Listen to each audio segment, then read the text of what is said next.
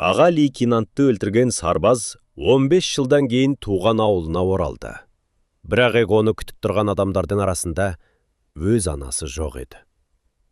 Ауыл шетіндегі ескі жолмен баяу келе жатқан қара көліктің ішіндегі жігіт терезеден сыртқа үнсіз қарап отырды. Бір кездері осы жолмен ол әскерге аттанған еді. Сол кезде жасы 18-де болатын. Жүрегінде арман бар еді. Көңілінде үміт бар еді. Анасының ақ батасын алып, әкесінің ескі қол сағатын тағып, туған ауылымен мақтана қоштасқан.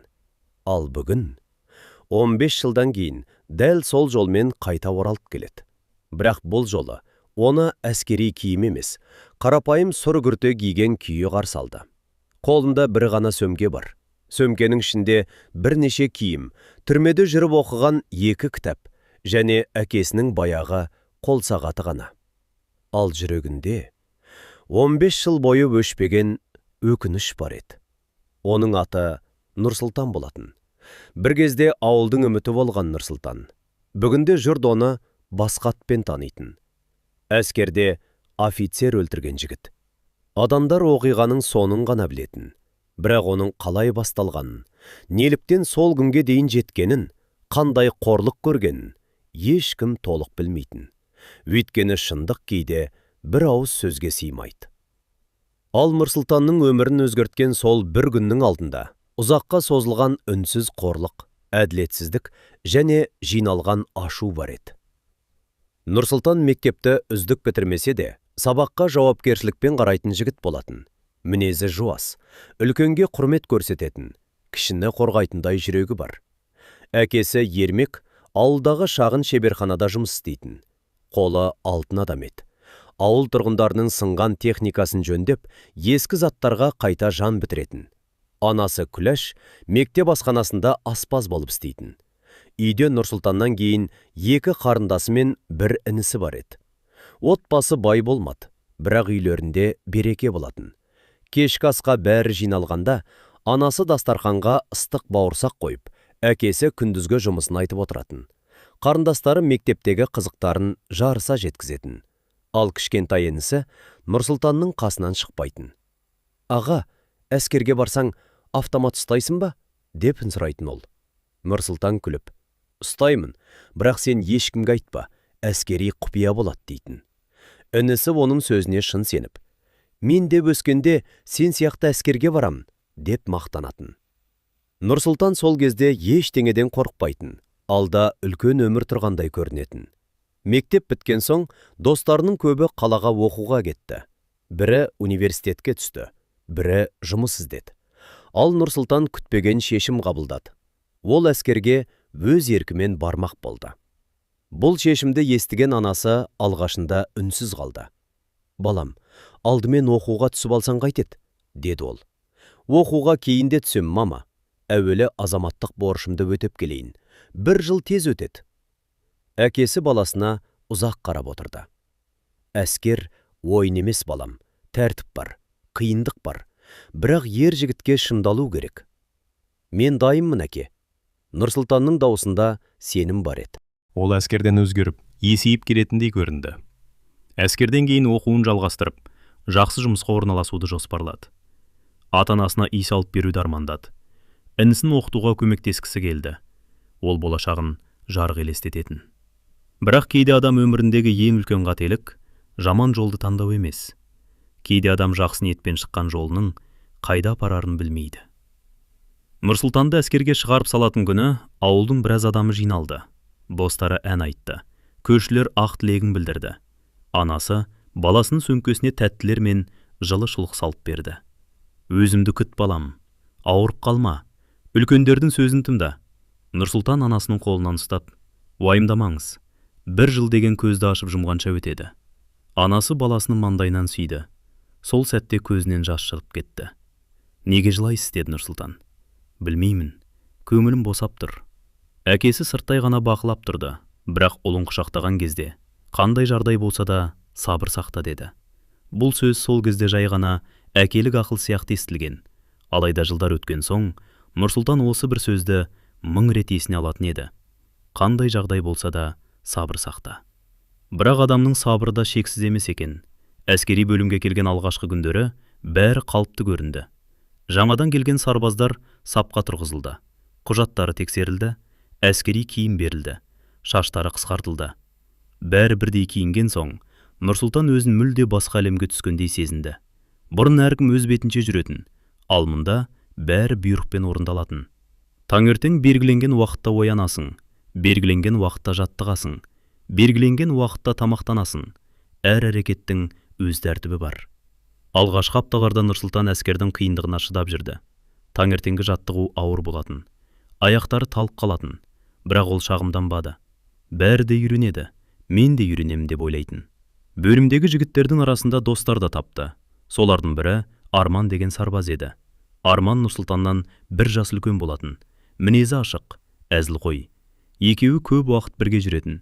Бір күні Арман оған сыбырлап, «Мұнда бәрі сен ойлағандай емес» деді. «Нені айтасың?» Арман жан-жағына қарап алды. Кейбір адамдарға қарсы сөйлемеген дұрыс. Кімдерге? Арман бір сәт үнсіз қалды. Аға лейтенант Сағындықовқа. Нұрсұлтан бұл есімді алғаш рет естіп тұрған жоқ еді. Бөлімде бәрі оның атын құрметпен емес, қорқынышпен атайтын. Ол взвод командирі болатын. Сырт көзге тәртіпті, талапшыл офицер. Басшылықтың алдында өзірін үлгілі әскери қызметкер ретінде көрсететін. Бірақ сарбаздар арасында оның басқа қыры бар еді. Ол кейбір сарбаздарды саптың алдында кемістеп қорлайтын. Біреудің болмашы қатесін үлкен мәселеге айналдыратын. Біреу бұйрықты кеш орындаса, бәрінің көзінше айқайлайтын. Ал кейде бір адамның қателігі үшін бүкіл топты жазалайтын. Алғашында Нұрсұлтан мұны әскери тәртіп деп ойлады. Әскерде қаталдық болу керек шығар деді ол өзіне. Бірақ уақыт өте келе, оның бұл ойы өзгере бастады. Өйткені тәртіппен қорлаудың арасында үлкен айырмашылық бар еді. Бір күні кешкі тексеріс кезінде бір сарбаз төсегін дұрыс жинамай қойды. Аға лейтенант Сағындық бөлмеге кіріп, төсекке бір қарады. «Мынау кімнің орны?» Ешкім жауап бермеді. «Сұрап тұрмын, кімнің орны?» Жас сарбаздардың бірі алға шықты. «Менікі жолдас аға лейтенант». Офицер оның жанына жақындады. «Саған қанша рет айттым? Кешіріңіз». «Кешірім сұрау оңай, ал тәртіпті сақтау қиын ба?» Ол саптағы барлық сарбазға бұрылды. «Бәрін сыртқа». Жігіттер бір-біріне қарады. «Естімедіңдер ме? Жүгіріп шығыңдар». Сол түні бәрі ұзақ уақыт жаттығу жасады. Бір адамның қатесі үшін бүкіл взвод жазаланды. Нұрсұлтан ештеңе демеді, бірақ ішінен бұл әділ емес қой деп ойлады. Арман оның ойын сезгендей, үндеме деді. «Бірақ бәріміз не үшін жазаландық? Осында әділдік іздеме». «Неге?»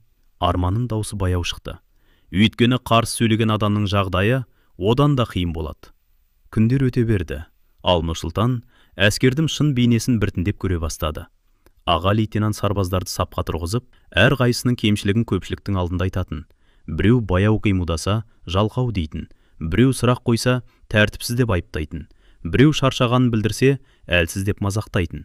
Кейде ол сарбаздарға бір-бірінің алдында намысына тиетін сөздер айтатын. Сол сөздерден кейін кей жігіттер түнде үнсіз жатып қалатын. Бірақ ешкім шағымданбайтын. Өйткені шағымданса, жағдайы одан сайын қиындайтын бәрі білетін. Бір күні Нұрсұлтан Арманның қолындағы көгерген ізді байқап қалды. Не болды? Ештеңе. Нұрсұлтан әлде бәрі түзеледі деп ойлайтын. Ол әлде әскерден аман есен оралам деп сенетін. Бірақ бірнеше айдан кейін оның қолына кісен салынып, әскери бөлінен емес, сот залынан шығатынын, өз үйіне емес, түрме камерасына баратынын. Ал анасы оны жылдар бойы күтіп, бостандыққа шығуына аз уақыт қалғанда өмірден өтетінін. Ол кезде мүлде білмейтін. Келесі күндері әскери бөлімдегі жағдай бұрынғыдан да ауырлай түсті. Нұрсұлтан алғашында бәрі уақытша шығар деп ойлаған. Бәлкім біз әлі жас сарбаз болғандықтан бізді тәртіпке үйретіп жүрген шығар деп өзін жұбататын. Бірақ күн өткен сайын аға лейтенант Сағындықтың әрекеттері қарапайым талаптан әлде қайда асып бара жатты. Ол сарбаздардың әрбір қадамын бақылап жүретін, кімнің киімі дұрыс үтіктелмегенін, кімнің төсегі сәл қисық жиналғанын, кімнің аяқ киімінде шаң қалғанын, кімнің сапта 1 секунд кеш қозғалғанын бәрін байқап қалатын. Бірақ ең қиыны оның жазалауы емес еді. Ең қиыны сарбаздардың намысына тиетін сөздері болатын.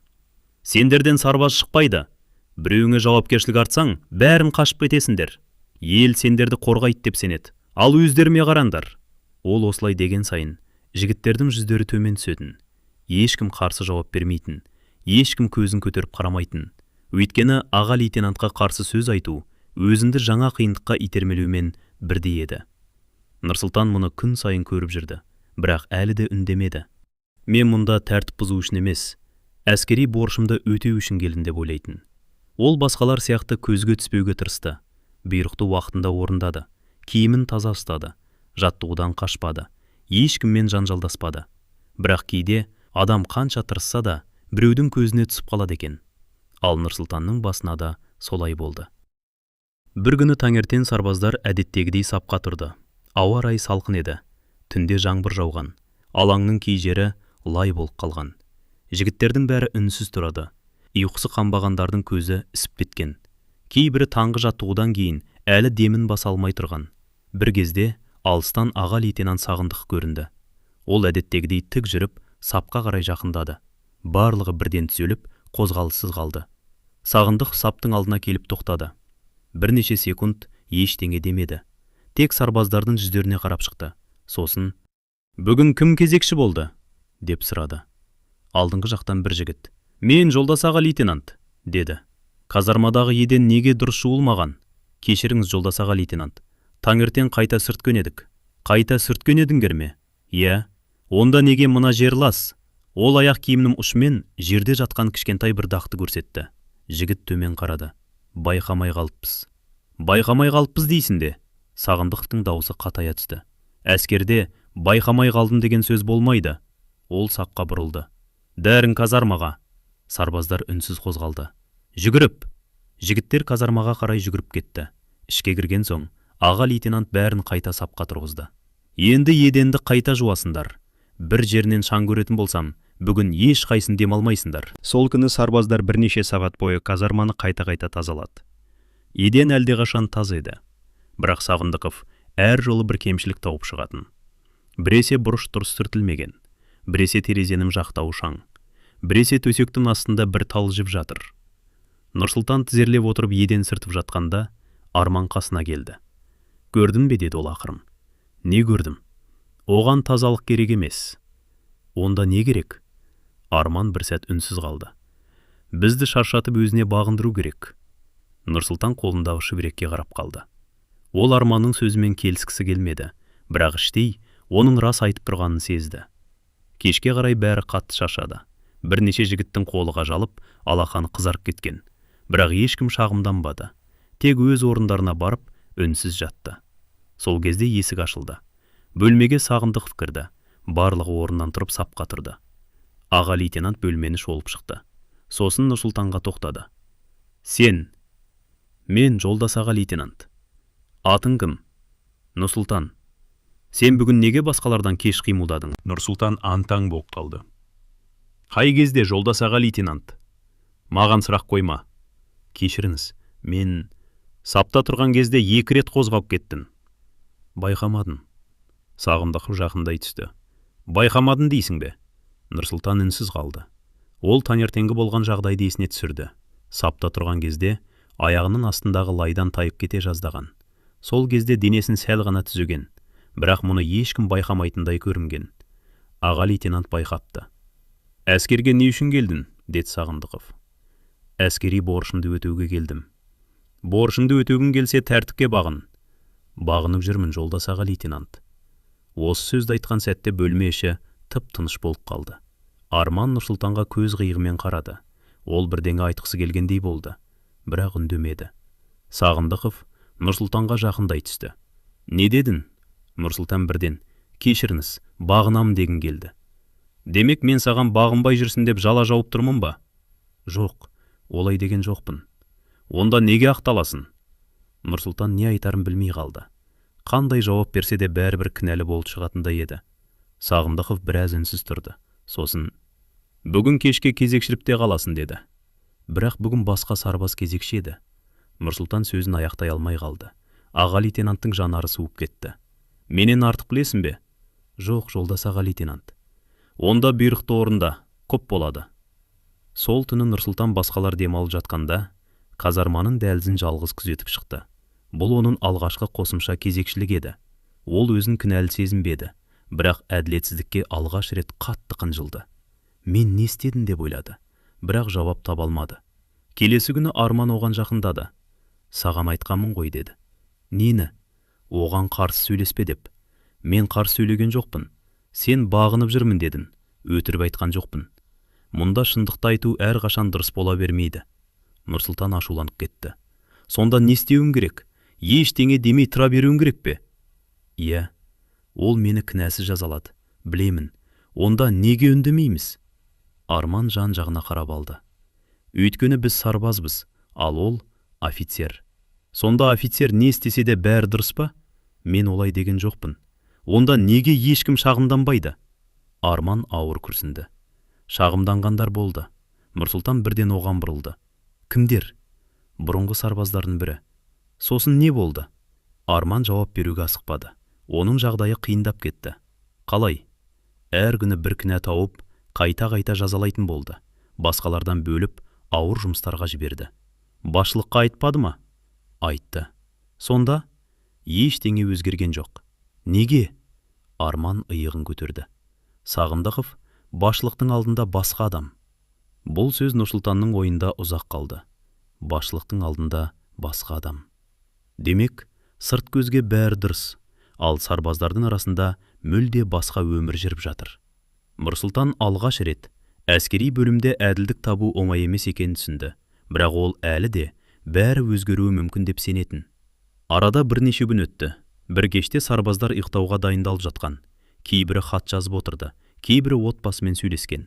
Нұрсұлтан анасына қоңырау шалмақ болды. Бірақ сол сәтте Арманның телефонға қарап отырғанын байқады. Арманның жүзі өзгеріп кеткен еді. Не болды? Деді Нұрсұлтан. Арман жауап бермеді. Телефонын үнсіз өшіріп, төсегіне отырды. Арман. Үйдегілер хабарласты. Бірдеңе болды ма? Әкем ауырып қалыпты. Нұрсұлтан қасыма отырды. Қатты ма? Дәрігерлер тексеріп жатыр екен. Арман көзін төмен түсірді. Үйге барып келсем бе деп едім. Рұқсат сұра. Арман ащы жымиды. Кімнен? Нұрсұлтан жауап бермеді. Екеуі де кімнен сұрау керек екенін жақсы білетін. Біраздан кейін Арман орнынан тұрды. Барып сөйлесіп көрейін. Мен де барайын ба? Жоқ, өзім сөйлесемін. Арман бөлмеден шығып кетті. Нұрсұлтан оның қайтып келуін күтті. Бірақ арада ұзақ уақыт өтті. Арман келген жоқ. Ақыры Нұрсұлтан дәлізге шықты, бірақ оны кезекші тоқтатты. Қайда бара жатырсың? Арманды іздеп едің. Орнына бар. Ол қайда? Білмеймін, орныңа бар дедім. Нұрсұлтан амалсыз кері кірді. Сол түні ол ұйықтай алмады. Бірнеше сағаттан кейін есік ашылды. Арман ішке кірді. Бірақ оның жүзі бозарып кеткен еді. Ол ешкімге қарамай төсегіне барып отырды. Нұрсұлтан қасына келді. Не болды? Арман үнсіз қалды. Рұқсат берді ме? Арман басын шайқады. Жоқ. Неге? Әскерге келген соң үйдегі мәселенді ұмытуың керек деді. Сонда әкең ауырып жатса да ма? Бәрі ауырады. Әркім үшін әскерді тоқтата алмайыныз деді. Нұрсұлтанның ашуы келді. Бұл қалай болғаны? Арман оған қарады. Дауысынды бәсеңдетті. Бірақ бұл әділетсіз ғой. Үндеме дедім. Арманның дауысы қатты шықты. Бөлмедегі бірнеше сарбаз оларға бұрылып қарады. Арман бірден төмен қарады. Сосын бәсең дауыспен. Нұрсұлтан, менің әкем ауырып жатыр. Мен оған көмектесе алмаймын. Үйге бара алмаймын. Енді осының бәрін ойлап отырып, тағы бір жазаға шырағым келмейді. Нұрсұлтан үнсіз қалды. Ол досының жанында отырып, не айтарын білмеді. Сол түні Арман ұзақ уақыт көз ілмеді. Ал Нұрсұлтан алғаш рет өз басындағы әділетсіздікті емес, басқа адамның дәрменсіздігін көріп ашуланды. Бірақ ол әлі де сабыр сақтады. Әлі де бір жыл ғана шыдасам болды деп өзін жұбатты. Алайда келесі күні болған оқиға оның ішіндегі ашуды бұрынғыдан да қатты оятты. Өйткені бұл жолы аға лейтенант Сағындықов Арманның емес, Нұрсұлтанның отбасына тіл тигізді. Келесі күні таңертең әскери бөлімде әдеттегіден ерте қозғалыс басталды. Сарбаздар сапқа тұрып, күнделікті жаттығуға дайындалды. Ауа салқын еді. Аспанды сұр бұлт басқан. Түнде жауған жаңбырдан кейін жердің бәрі лайланып қалған. Нұрсұлтан саптың ортасында үнсіз тұрды. Кеше болған әңгіме әлде ойынан кетпеген. Арманның әкесінің ауырып жатқанын естігенде, оның үшін алаңдаушылық билеген. Таңертең Арманның жүзінен ұйқы көрінбеді. Көзі қызарып кеткен. Бірақ ол ешкімге ештеңе айтқан жоқ. Сарбаздар сапқа тұрған кезде аға лейтенант Сағындықов алаңға шықты. Ол әдеттегідей бәрін үнсіз шолып өтті. Сосын, «Бүгін жаттығуды күшейтеміз» деді. Ешкім жауап бермеді. «Кеше кейбіреулерін тәртіпті ұмытып кеткен сияқтысыңдар». Ол саптың бойымен баяу жүрді. Бір кезде Нұрсұлтанның алдына келіп тоқтады. «Сен?» «Мен жолдас аға лейтенант». «Кеше неге кезекшілікте болдың?» Нұрсұлтан аң-таң болып қалды. «Сіздің бұйрығыңыз бойынша жолдас аға лейтенант». Сағындықов көзін сығырайтып қарады. «Менің бұйрығым бойынша дейсің бе?» «Иә». «Демек сен өзіңді кінәсізбін деп тұрсың?» «Мен олай деген жоқпын». «Онда неге жауап қайтарып тұрсың?» Нұрсұлтан үнсіз қалды. Ол қандай жауап берсе де, бәрібір дұрыс болмайтынын түсінді. Сағындық бір сәт оның жүзіне қадала қарады. Сосын, «Саптан шық» деді. Нұрсұлтан алға шықты. «Бәрін мынаған қараңдар» деді аға лейтенант. Сарбаздардың көбі көздерін төмен түсірді. Әскерге өз еркімен келіпті, өзін мықтымын деп ойлайды. Нұрсұлтан ештеңе демеді. «Не болды? Айтпайсың ба? Әлде өзіңді бәріңнен ақылды санайсың ба?» «Жоқ, жолдас аға лейтенант». «Онда неге үнемі ақталасың?» «Кешіріңіз». «Кешірім сұрау оңай». Сағындық сапқа бұрылды. Осындайлар әскерге келгенде бәрін өз үйіндегідей көреді. Анасы еркелетіп өсірген. Әкесі не айтса да басынан сипап жүрген шығар. Нұрсұлтанның қабағы түйілді. Ол анасының бейнесін көз алдына елестетті. Анасы оны шығарып саларда, «Өзімді күт балам, үлкендердің сөзін тыңда» деген еді. Ал әкесі, «Қандай жағдай болса да сабыр сақта» деп еді. Ол осы сөздерді есіне түсіріп, үнсіз қалды. Бірақ Сағындық тоқтамады. Үйінде бәрі оны батыр көрген шығар. Біздің Нұрсұлтан әскерге өзі кетті деп мақтанған шығар. Сарбаздардың арасында үнсіздік орнады. Ешкім күлген жоқ, ешкім басын көтермеді. Өйткені бәрі аға лейтенанттың бұл сөздерді әдейі айтып тұрғанын түсінді. «Ал мұнда сен батыр емессің» деді Сағындықов. «Мұнда сен жай ғана сарбазсың.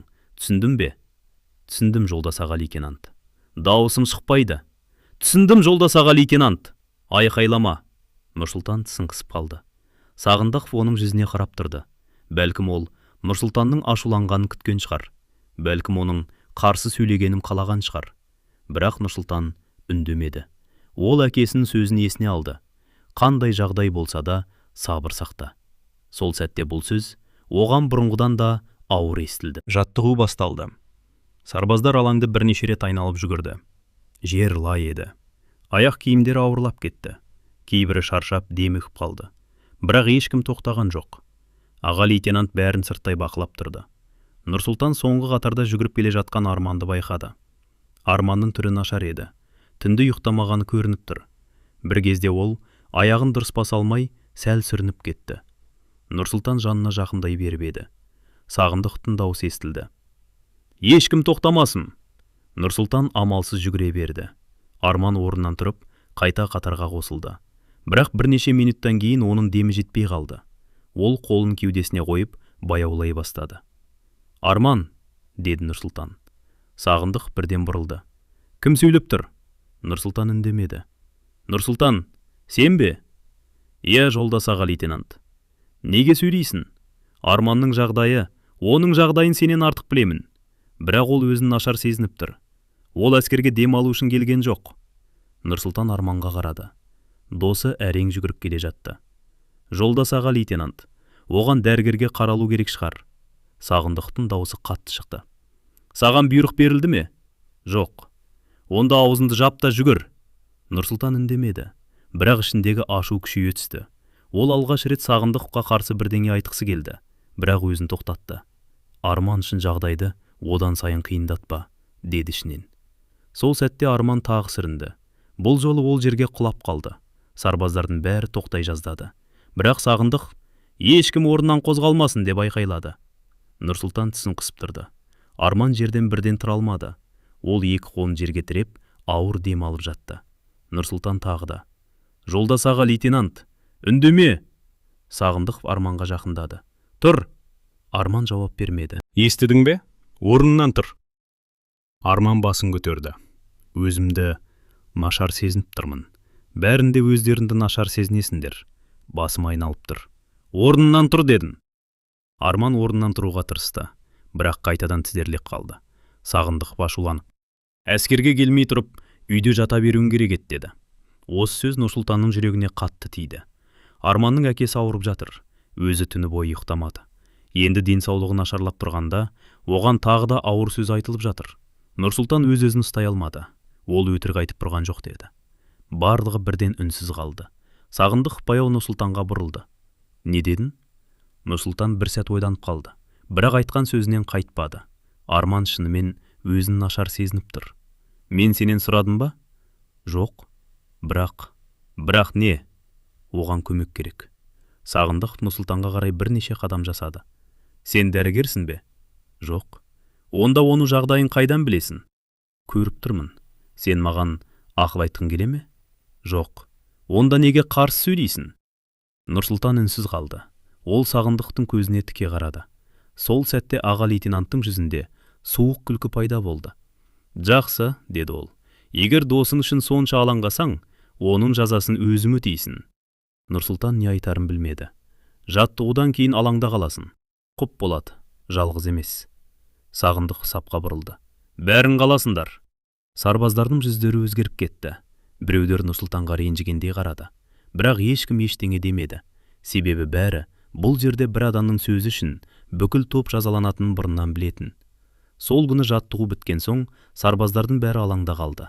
Шаршаған денелерімен қайта-қайта жаттығу орындады. Ауа райы суық болды. Жаңбыр қайта жауа бастады. Киімдері су болды. Бірақ Сағындық ешкімді жібермеді. «Досың үшін рахмет айт» деді ол Нұрсұлтанға. Нұрсұлтан үнсіз тұрды. «Не болды? Батырлығың қайда?» Нұрсұлтан басын төмен түсірді. Ол қарсы жауап бергісі келді. Бірақ артында тұрған жігіттерді ойлады. Егер тағы сөйлесе, олардың жағдайы одан да қиындайтынын білді. Сондықтан үндемеді. Бірақ сол үнсіздіктің ішінде бұрынғыдан да ауыр ашу жиналып бара жатты. Кешке қарай сарбаздар казармаға әрең жетті. Киімдері су, аяқтары ауыр. Кейбірі сөйлесуге де шамасы келмеді. Арман дәрігерлік бөлімге жіберілді. Оның жағдайы біраз уақыттан кейін ғана жақсарды. Нұрсұлтан досын көруге бармақ болды, бірақ кезекші оған рұқсат бермеді. Неге? Бұйрық солай. Кімнің бұйрығы? Кезекші жауап бермеді. Нұрсұлтан бәрін түсінді. Бұл тағы да Сағындықтың шешімі еді. Сол түні Нұрсұлтан төсегінде жатып төбеге ұзақ қарады. Ол анасының сөзін есіне алды. Үлкендердің сөзін тыңда. Әкесінің даусы құлағына келгендей болды. Қандай жағдай болса да, сабыр сақта. Нұрсұлтан көзін жұмды. «Мен шыдап жүрмін, әке», деді ол сыбырлап. Бірақ даусында бұрынғы сенім жоқ еді. Ол бір нәрсені сезе бастаған. Сағындық енді оны жай ғана сарбаз ретінде көрмейтін. Ол Нұрсұлтанды әдейі нысанаға алып жүргендей еді. Ал Нұрсұлтан болса, күн сайын өзін ұстап қалуға тырысып жүрді. Ал ол шыққан кезде, оның алдында не тұрғанына қарамайды. Арман бірнеше күн дәрігерлік бөлімде жатты. Оның жағдайы біртіндеп жақсарғанымен, бұрынғыдай ашық жарқын болудан қалды. Казармаға қайта оралған күні ол ешкімге көп сөйлемеді.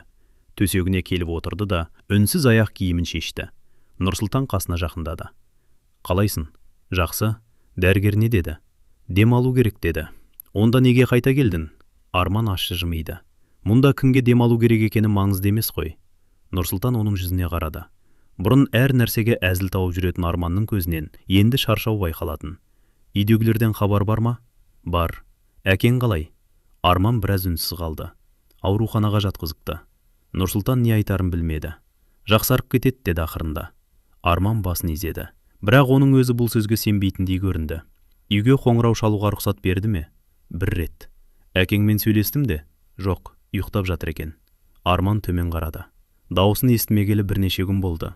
Нұрсұлтан досының иығынан қағып қойды. «Сабыр ет». Осы сөзді айтқан кезде өзінің де іштей қаншаншалықты шаршағанын сезді. Соңғы күндері әскери бөлімде бәрі өзгеріп кеткендей еді. Бұрын әр таңды жаңа үмітпен қарсы алатын. Ал қазір оянған бойда бүгін не болады деп ойлайтын. Аға лейтенант Сағындықтың кімге тиісетінін ешкім білмейтін. Кейде ол бір сарбаздың болмашы қатесін тауып, бірнеше сағат бойы жазалайтын. Кейде бәрін сапқа тұрғызып, ұзақ уақыт үнсіз ұстап қоятын. Ал кейде ешқандай себепсіз біреуді бөліп алып, өзгелердің көзінше кемсітетін.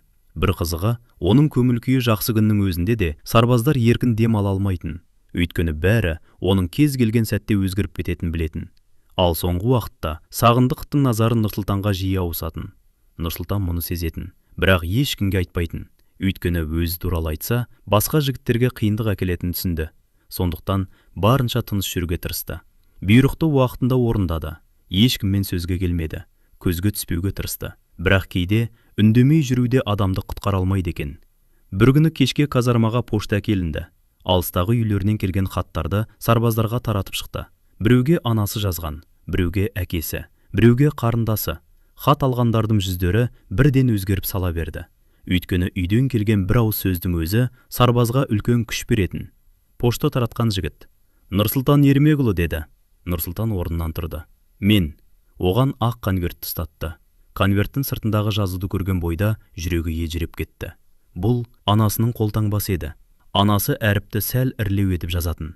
Кейбір сөздердің соңын кішкентай ирекпен аяқтайтын. Нұрсұлтан сол жазуды көргенде туған үйі көз алдына келді. Аулыда тұрған алма ағашы, кешкі шай, анасының бауырсақ пісіріп жүргені, інісінің қасынан қалмай әр нәрсені сұрай беретіні. Ол конвертті асықпай ашты. Ішінен бірнеше парақ шықты. Хатты оқи бастады. «Айналайын Нұрсұлтаным, хатынды алдық. Өзінің аман екеніңді білгенде бәріміз қуандық. Әкең күнде сені айтып отырады. Балам әскерден шынығып келет дейді. Айдана сабақтан жақсы баға алып жүр.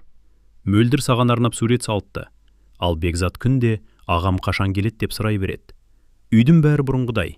Кек сен жоқта, дастарханымыз біртүрлі болып қалғандай. Балам, өзіңді күт. Тамақты уақытында іш. Ауырып қалма. Біреу ренжітсе, асығыс шешім қабылдама. Сабырлы бол. Әкең де саған сәлем айтты. Қандай жағдай болса да, өзіңді жоғалтпа, деді. Біз сені күтеміз. Анаң Күләш». Нұрсұлтан хатты қайтадан оқыды. Әсіресе соңғы сөздері жүрегіне қатты тиді. Қандай жағдай болса да, өзіңді жоғалтпа. Бұл әкесінің оны шығарып саларда айтқан сөз еді. Нұрсұлтан хатты кеудесіне жақын ұстады. Бір сәтке әскери бөлімдегі ауыр күндердің бәрі ұмытылғандай болды. Ол өзін туған үйінің ауласында жүргендей сезінді. Анасының даусы құлағына келгендей еді. «Балам, сабырлы бол». Нұрсұлтан көзін жұмды. Сосын хатты мұқият бүктеп, ішкі қалтасына салды. Бұл хат оған күш берді. «Мен шыдаймын», деді ол ішінен. «Анам мені күтіп отыр. Әкем мені күтіп отыр. Бауырларым күтіп отыр. Мен олардың алдына басымды төмен түсіріп бармаймын». Бірақ сол кеште бәрі қайта өзгерді. Ұйықтар алдында сарбаздар кезекті тексеріске сап қатырды. Бөлмеге Сағындықов кірді. Ол әр сарбаздың төсегін, киімін тексеріп шықты. Бір кезде Нұрсұлтанның алдына келіп тоқтады. «Қалтаңда не бар?» Нұрсұлтан түсінбей қалды. «Ештеңе жоқ, жолдас аға лейтенант». «Онда мынау не?» Сағындықов Нұрсұлтанның кеуде тұсындағы қалтасын көрсетті. Нұрсұлтан хатты есіне түсірді. «Үйден келген хат». «Шығар». Нұрсұлтан хатты алып шықты. «Маған бер». Ол хатты ұсынды. Сағындықов конвертті қолына алып, сыртындағы жазуға қарады. «Анаң жазды ма?» «Иә, жолдас аға лейтенант». «Не депті?» «Үйдің жағдайын сұрапты». «Дауыстап оқы». Нұрсұлтан антаң болып қалды. «Жолдас аға лейтенант».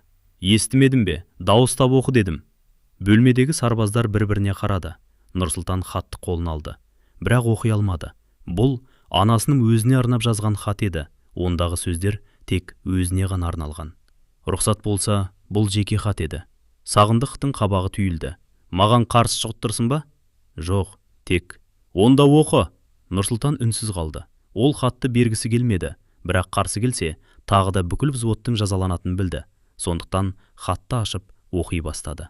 Дауысы алғашында баяу шықты. Бірақ Сағындықов «Қаттырақ», деді. Нұрсұлтан дауысын көтерді. Анасының әр сөзі бөлме ішіне естіліп тұрды. «Айналайын, Нұрсұлтаным». Осы жерге келгенде оның дауысы дірілдеп кетті. Сарбаздардың еш қайсысы күлген жоқ. Керісінше, бәрі үнсіз тыңдап тұрды. Өйткені әр қайсысы анасының хатын есіне алған еді.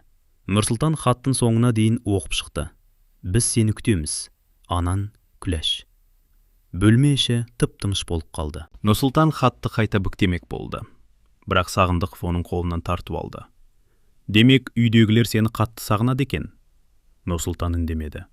«Анаң саған сабырлы бол» депті. «Иә, дұрыс айтқан». Сағындықов хатты қолында ұстап тұрып. «Өйткені сенің өз бетімше шешім қабылдайтын ақылым жоқ сияқты». Нұрсұлтанның жүзі өзгерді. Жолдас аға лейтенант.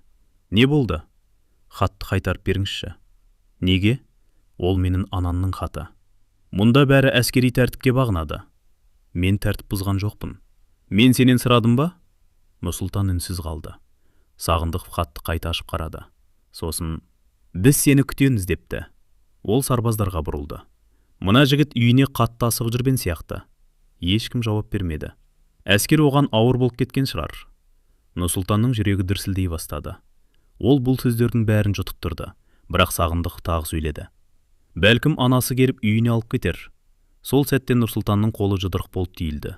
Ол басын көтеріп, аға лейтенантқа қарады. Анам туралы айтпаңызшы. Бұл сөз бөлме ішіндегі тыныштықты бұзып жіберді. Арман бірден Нұрсұлтанға қарады.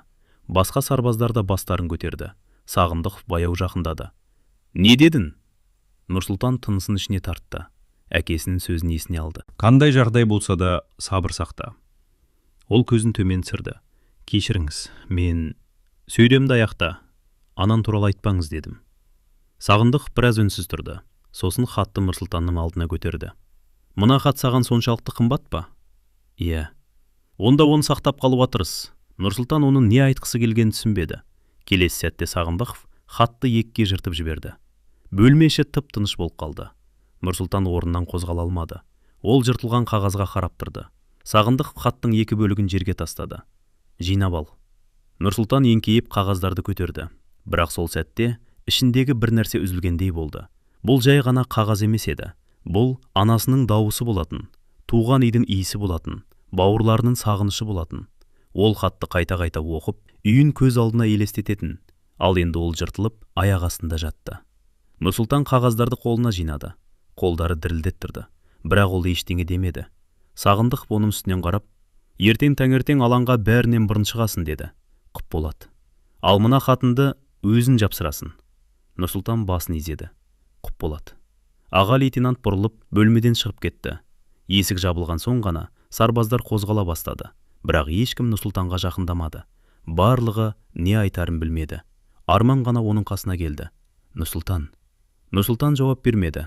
Ол төсегіне отырып, жыртылған хаттың бөліктерін бір-біріне жалғап жатты.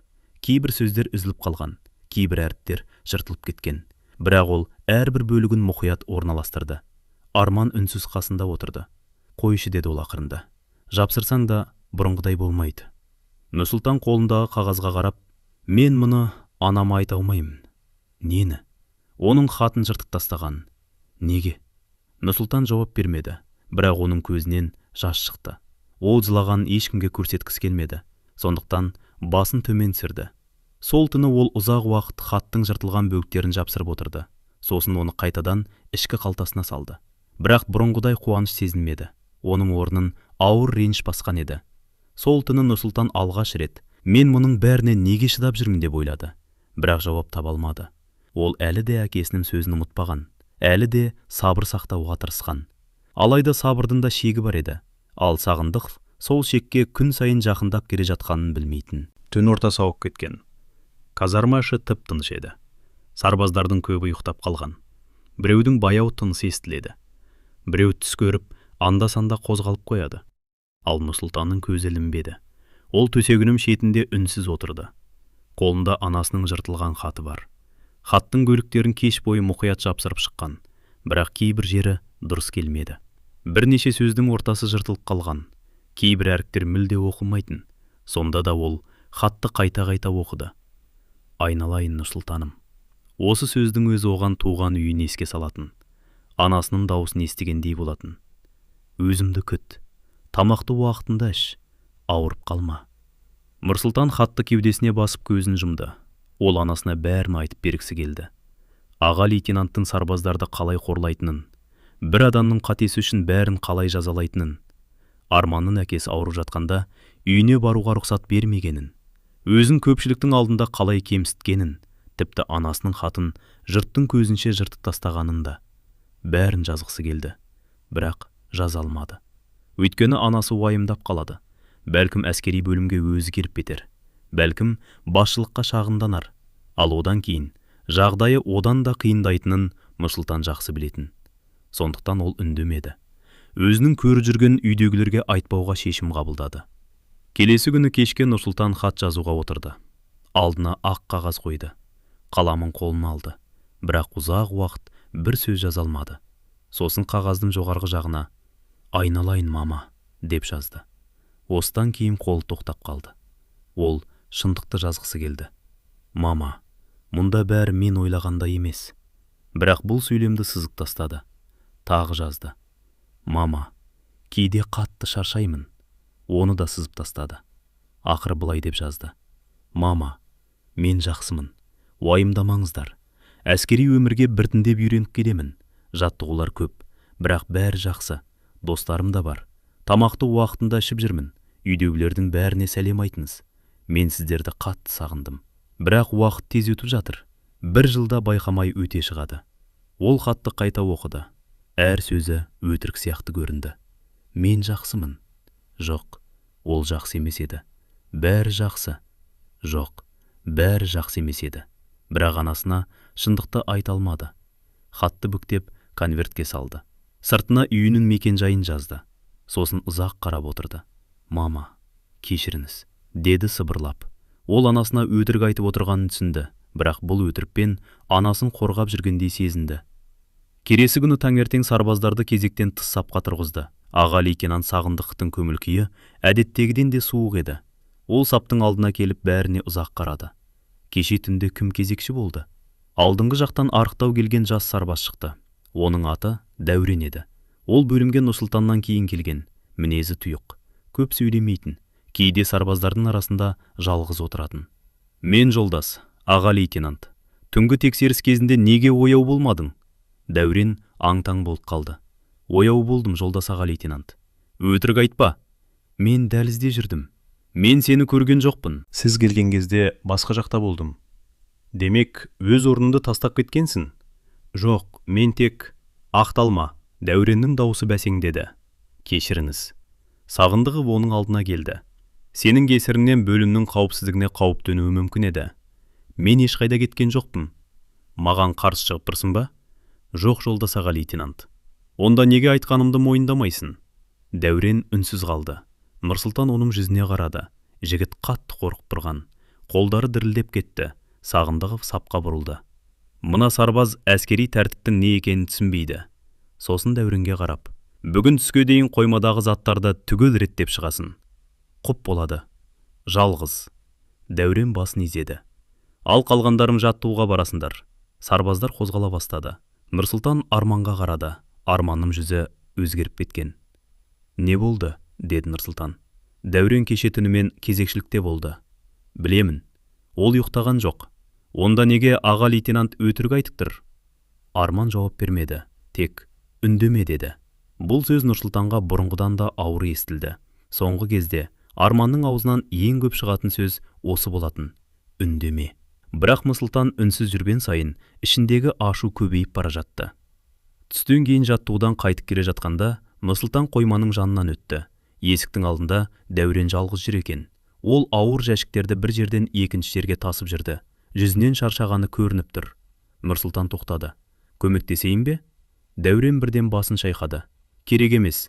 Жалғыз өзім қашан бітіресің? Бұйрық бойынша жалғыз істеуім керек. Ешкім көріп тұрған жоқ». «Көріп тұрмаса да болмайды». «Неге?» Дәурен жәшікті жерге қойды. Сосын төмен қарады. «Егер сен көмектессең, сені де жазалайды». «Маған бәрібір». «Маған бәрібір емес». Нұрсұлтан үнсіз қалды. Дәурен біраз уақыт ештеңе демеді. Сосын «Мен мұнда келгеніме 2 ай ғана болды» деді. «Ал үйдегілер мені мықты деп ойлайды». «Бәрі де солай ойлайды. Анам күнде хабарласады. Қиын емес пе?» дейді. «Не дейсің?» Дәурен ащы жымиды. «Бәрі жақсы деймін». Нұрсұлтан оның сөзіне таңырқап қарады. Өзі де дәл солай жазған еді. Бәрі жақсы. Әскери бөлімде жүрген сарбаздардың бәрі үйдегілеріне бірдей сөз айтып жүргендей еді. Ешкім шындықты айтпайды. Өйткені ата-анасын аламдатқысы келмейді. Өйткені шағымданудан қорқады. Өйткені ештеңе өзгермейді деп ойлайды. Сөйтіп, сырттағылар әскерде бәрі жақсы деп сенеді. Ал іште жүргендер үнсіз шыдай береді. Нұрсұлтан сол сәтте осы үнсіздіктің қаншалықты қауіпті екенін алғаш рет түсінгендей болды. Кешке қарай Дәурен қоймадан әрең шықты. Киімі шаң, қолдары қызарып кеткен. Ол казармаға кіріп, ешкімге қарамай төсегіне отырды. Біраздан кейін Сағындықов келді. Бітірдің бе? Иә, жолдас аға лейтенант. Барлығын?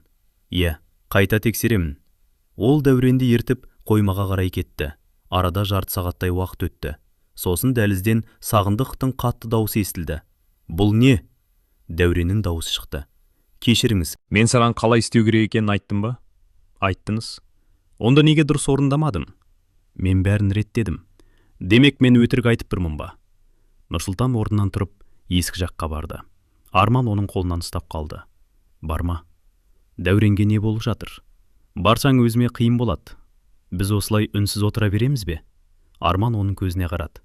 Ал не істейміз? Нұрсұлтан жауап бере алмады. Өйткені өзі де не істеу керегін білмейтін. Сол кезде сырттан бір заттың қатты құлаған дыбысы естілді. Артынша Дәуреннің ауыр дауысы шықты. Нұрсұлтан Арманның қолын жұлып алып, есікке қарай жүгірді. Бірақ дәл сол сәтте Сағындықов дәлізден көрінді. Ол Дәуренді қолынан жетектеп келе жатты. Дәуреннің ерні жарылып, бетінен қан аққан. Нұрсұлтанның көзі үлкейіп кетті. Не болды? Сағындықов оған бұрылды. Саған кім сөйлеуге рұқсат берді? Оның беті жымыс істеп жүріп құлап қалды. Дәурен ештеңе демеді, бірақ оның көзі қорқынышқа толы еді. Нұрсұлтан Дәуренге жақындамақ болды. Сағындықов жолын бөгеді. Орныңа бар. Оны дәрігерге апару керек. Мен шешемін. Бірақ оның қаны бұйрықты орында. Нұрсұлтан бір қадам алға шықты. Сол сәтте Арман оның қолынан ұстап қалды. Жоқ, деді ол сыбырлап. Нұрсұлтан жұдырығын түйді, бірақ тоқтады. Сағындықов Дәуренді дәрігерлік бөлімге алып кетті. Ал казармада ауыр тыныштық орнады. Бірнеше сарбаз Дәуреннің төсегіне қарап тұрды. Ешкім ештеңе демеді. Бірақ бәрі бір нәрсені түсінді. Бұл жолы болған жағдай жай ғана қатал тәртіп емес еді. Бұл қорлық болатын. Бұл күш көрсету болатын. Ал ең қорқыныштысы, бәрі оны көріп тұрса да, ешкім шындықты айта алмайтын. Сол түні Нұрсұлтан ұйықтай алмады. Ол анасына жазған хатын есіне алды. Мама, мен жақсымын. Мұнда бәрі жақсы. Осы сөздер енді оның жүрегін ауыртты. Мен неге өтірік жаздым, деп ойлады. Бірақ шындықты айтса, не өзгерер еді? Анасы алаңдайды. Әкесі әскери бөлімге келеді. Ал Сағындық мұны біліп қалса, бәрі одан сайын қиындайды. Нұрсұлтан орнынан тұрып терезенің алдына барды. Сыртта қараңғы еді. Алыста күзет мұнарасындағы жарық қана көрініп тұрды. Ол алақанын суық әйнекке қойды. Әке, деді сыбырлап. Мен сабыр сақтап жүрмін. Бірақ бұл жолы даусында күмән бар еді. Өйткені сабыр сақтау күннен күнге қиындап бара жатқан. Ол өзіне қайта-қайта, бір жыл ғана шыдауым керек, дейтін. Бірақ бір жылдың әлі қанша күні қалғанын ойлағанда, жүрегі қысылатын. Ал аға лейтенант Сағындықов болса, Нұрсұлтанның үнсіздігін әлсіздік деп қабылдаған. Ол Нұрсұлтанды қанша қорласа да, қарсы шықпайтынына сенген. Сондықтан келесі жолы одан да ауыр сынақ дайындап қойған еді. Бұл жолы Сағындықов Нұрсұлтанды ғана емес, оның ең жақын досы Арманды да нысанаға алмақ болды. Келесі күн әдеттегіден тым тыныш басталды. Таңғы сапта ешкім сөйлеспеді. Сарбаздардың жүзінен шаршағандық байқалатын. Соңғы күндері бәрінің көңіл-күйі өзгеріп кеткен еді. Бұрын бос уақыт табылса, жігіттер әзілдесіп, туған ауылдар туралы айтып отыратын. Бірі үйіндегі бауырларын сағынатынын айтатын. Бірі әскерден шыққан соң оқуға түсетінін армандайтын. Ал қазір казармада үнсіздік көбейген. Әркім өз ойымен оңаша қалатын. Өйткені кез келген сөзді біреу естіп қалуы мүмкін сияқты көрінетін. Нұрсұлтан да бұрынғыдай көп сөйлемейтін болды. Ол барынша көзге түспеуге тырысатын. Бірақ Сағындықтың назары әлі де оның үстінде еді. Таңғы тексеріс кезінде аға лейтенант саптың алдынан өтіп бара жатып, Нұрсұлтанға бір сәт тоқтады. Қалайсың? Бұл сұрақ күтпеген жерден қойылды. Нұрсұлтан бірден, жақсымын жолдас аға лейтенант, деді. Сағындық жымиғандай болды. Бірақ оның күлкісінен жылылық сезілмеді. Рас па? Иә. Үйдегілеріңді сағынып жүрген жоқсың ба? Нұрсұлтан үнсіз қалды. Не болды? Анаң хат жазбай қойды ма? Бұл сөзді естігенде Нұрсұлтанның жүрегі шым ете қалды. Анасының жыртылған хаты есіне түсті. Бірақ ол сыр бермеді. Хат жазды. Онда неге көңілсізсің? Көңілім жақсы. Өтірік айтпа. Сағындық оның көзіне қарап тұрды. Бірнеше секундқа созылған үнсіздік Нұрсұлтанға өте ауыр тиді. Ақыры аға лейтенант, жарайды, деді. Бүгін көңілімді көтеріп қоямыз. Нұрсұлтан бұл сөзінің астарында бір жамандық барын сезді, бірақ не боларын түсінбеді. Түске қарай әскери бөлімге тағы да пошта келді. Сарбаздар хаттарын алып жатқанда кезекші Арманды шақырды. Арман Сәрсенұлы. Арман орнынан тұрды. Мен? Кезекші оған конверт емес, бөлімнің байланыс қызметінен келген қысқа хабарламаны берді. Арман қағазға қарап қалды. Алғашында ештеңе түсінбегендей болды. Сосын жүзі бірден өзгерді. Не болды? Деді Нұрсұлтан. Арман жауап бермеді. Қағазды қолында қысып ұстап тұрды. Арман? Ол баяу отырып қалды. Көзі бір нүктеге қадалған. Үйден хабар келді, деді ақырында. Не болыпты? Арманның ерні дірілдеп кетті. Әкеннің жағдайы нашарлапты. Нұрсұлтан үнсіз қалды. Ауруханаға қайта жатқызыпты. Дәрігерлер не дейді? Нақты ештеңе жазбапты. Арман қағазды қайта оқыды. Сосын, анам телефон соқсын депті, деді. Ол орнынан тұрып бірден байланыс бөлмесіне қарай жүрді. Бірақ есіктің алдында кезекші тоқтатты. Қайда бара жатырсың? Үйге хабарласуың керек. Рұқсатың бар ма? Үйден шұғыл хабар келді. Басшылықтан рұқсат ал. Арман бірден аға лейтенант Сағындықты іздеуге кетті. Нұрсұлтан оның артынан ерді. Сағындық бөлінің сыртындағы алаңда бірнеше сарбазға тапсырма беріп тұр екен. Арман жақындап. Жолдас аға лейтенант, рұқсат па деді. Айт. Үйден хабар келді. Естідім.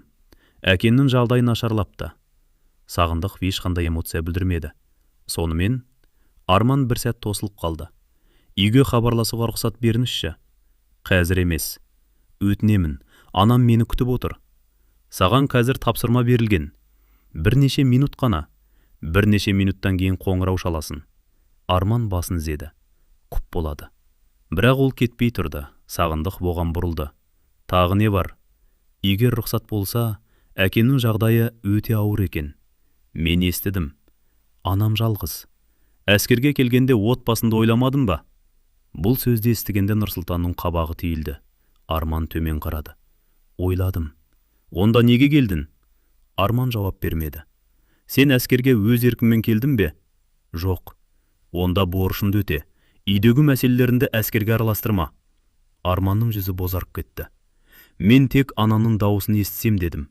Бар да, тапсырмаңды орында. Арман үндемей бұрылды.